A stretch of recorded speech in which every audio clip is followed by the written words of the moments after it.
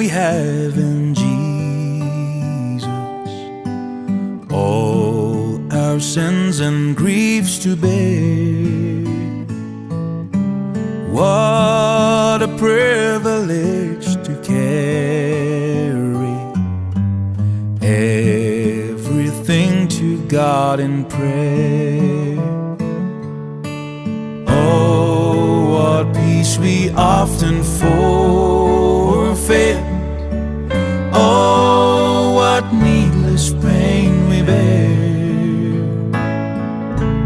All because we do not care.